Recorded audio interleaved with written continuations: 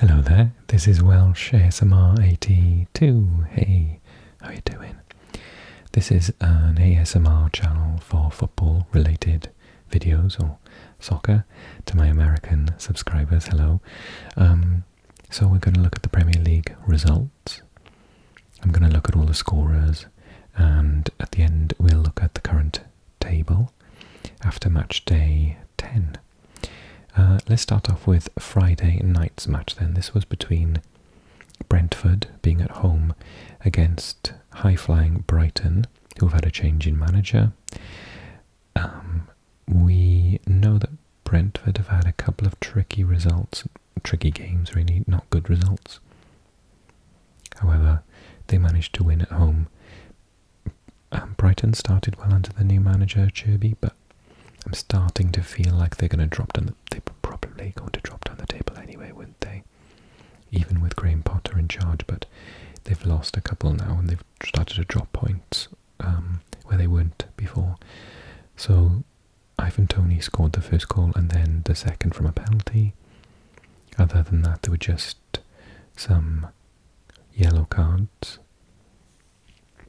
It's worth mentioning that Ivan Toney was again racially abused online after this, and lots of people, it's been all over Twitter this week, I don't know if you've seen, he released the info of the person that did it and everyone is now piled on to that individual. It's such a shame that these things happen on football. It's just ridiculous. Anyway, I think he's a cracking player, and 2 more goals.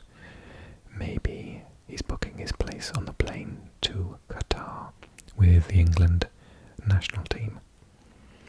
Okay, really important match for Tottenham at home. Everton have had an upturn in performances and results recently. So on Saturday, Harry Kane scored a penalty and a surprising goal from the Dane Højbjerg at the 86th minute, and they managed to beat Everton by 2-0. Assist from the Uruguayan Bentancur for Højbjerg's goal. Yeah, not too shocking. I would expect Tottenham to win at home, but no slip-ups from them. Okay, talking about slip-ups, Wolves managed to beat Forest 1-0, which was a penalty by Ruben Neves on the 56th minute.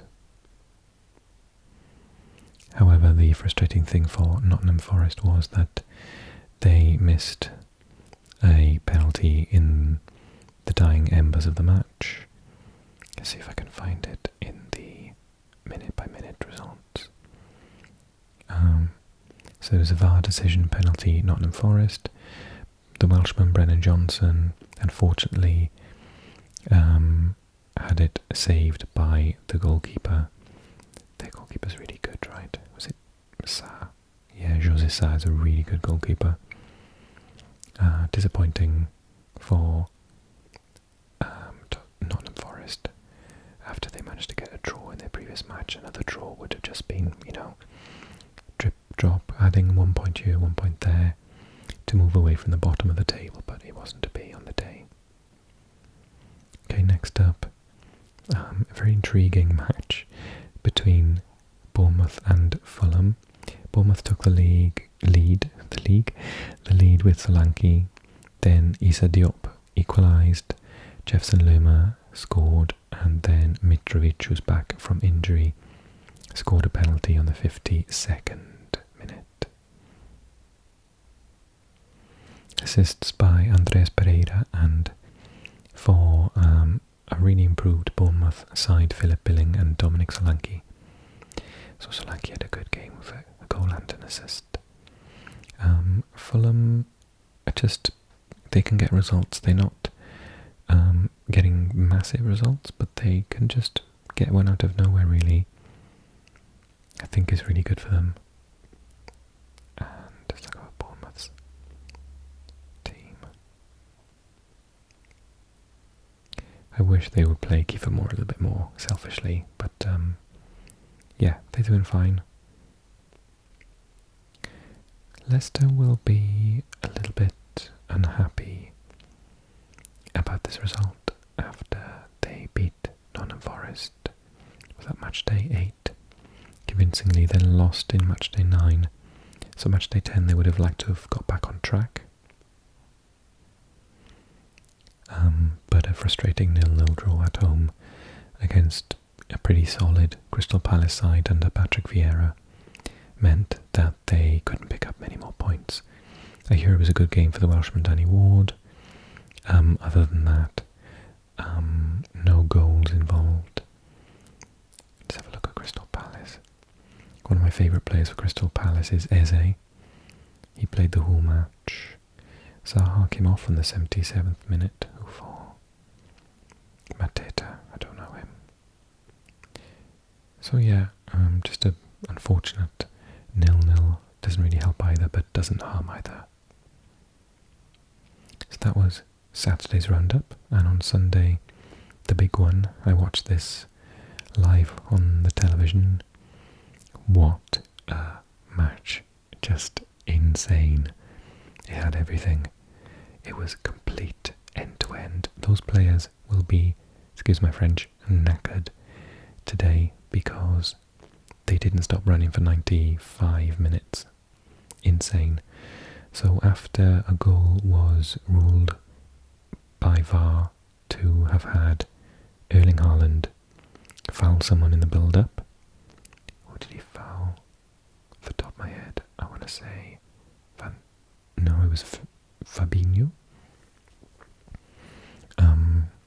So the goal for Phil Foden was ruled, was cancelled, and then there was an attack. If you haven't seen this match, you need to find a stream of it or a clip of it online. So there was an attack, and the goalkeeper for Alisson for Liverpool kicks it all the way up. Salah gets onto it, does an amazing twirl around the last defender, I think it was Akanji, runs to the goalkeeper and slots into the back of the net. Absolutely outstanding. Salah was amazing all game long. He seems to be getting back to his best. Liverpool, the pressing was so much better. They looked like that team that won the Premier League a couple of years back. The defending was really good. Haaland he had a bad day actually, which is something you don't really hear very often, but they did their best to stop him, but he still managed to make room. His runs are fantastic. He is literally on another planet. And my favourite footballer, Kevin De Bruyne, who you voted overwhelmingly as in the short that I did last week. I asked for best midfielder currently, so far, of the Premier League, and overwhelmingly you told me that he was your pick. They couldn't stop him completely. He didn't have a quiet match as such, but yeah, it was just unlucky really that the two of them didn't manage to get a goal or to create anything apart from the goal that was ruled to be illegal due to a foul in the build-up by Haaland. He grabbed the shirt of Fabinho. I think it would have been let go if it didn't lead directly to a goal, but Haaland then passed it to Foden. Oh no, he shot. It was saved and Foden put it in. So it directly contributed to the goal. So I personally think it was the correct decision, but I'm not a Man City fan. I'll be interested to hear what you think, so let me know. So yeah, absolutely amazing spectacle. If people wonder why the Premier League is so popular, show them 10 minutes of that match and there'll be no doubt in anyone's mind. This was an interesting one because I think the bettings suggested that Newcastle was the favourite, which is shocking.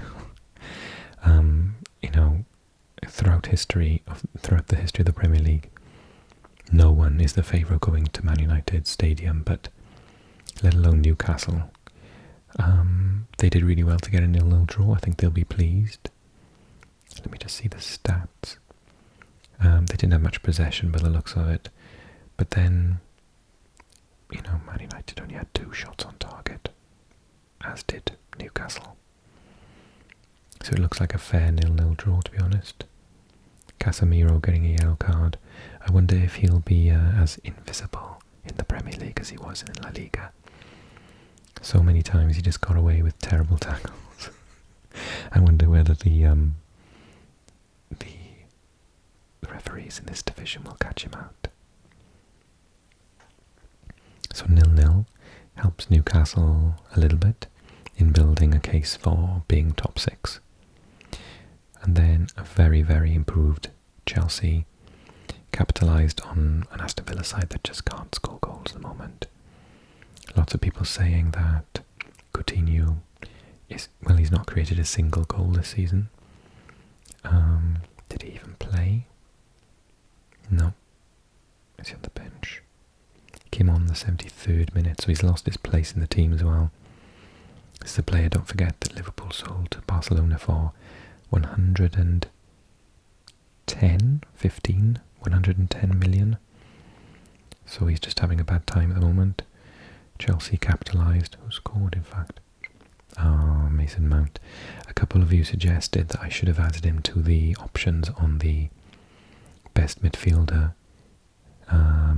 vote that I did. He's definitely going to be on the plane to Qatar with the England national team, right? Fantastic. I remember watching Derby a couple of years back that season that he was on loan there, and Harry Wilson was on loan, and obviously I was watching Derby's matches to see Harry Wilson play because he was scoring lots of goals at the time, and Mason Mount really caught my eye. And I remember playing career mode as Derby that year on FIFA, and I remember thinking Mason Mount is going to be this insane talent. Yeah, I knew back then that he was going to be something big. Fantastic player. Okay, and then last one, 1-1 between Southampton and West Ham.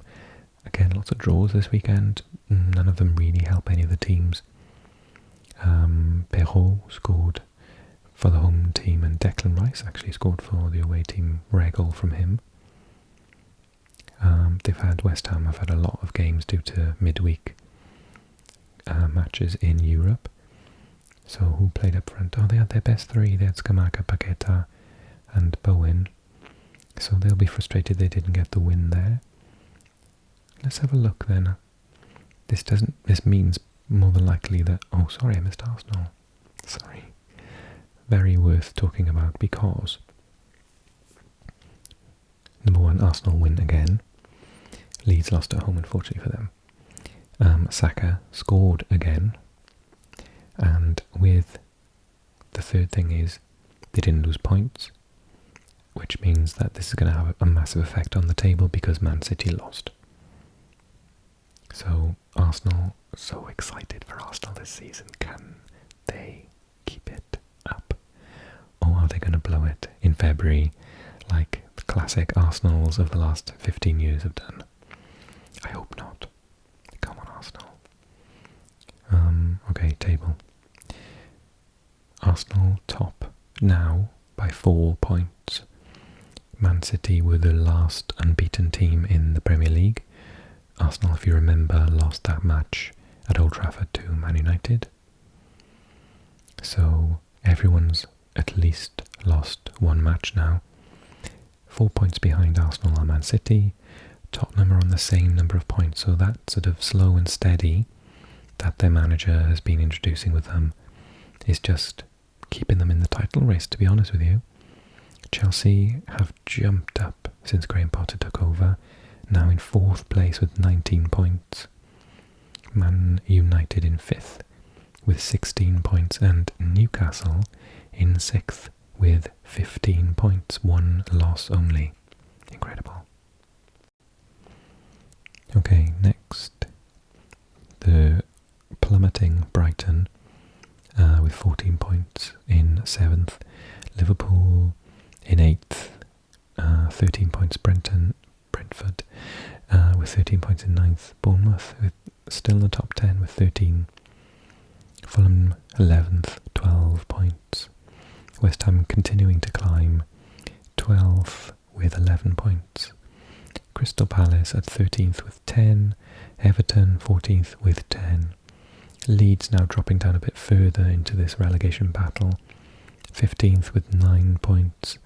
Aston Villa 16th with 9 points. Wolves out of the relegation zone with that win. Important win over Nottingham Forest. They are in 17th place with 9 points. Southampton, that draw means that they have got 8 points in 18th.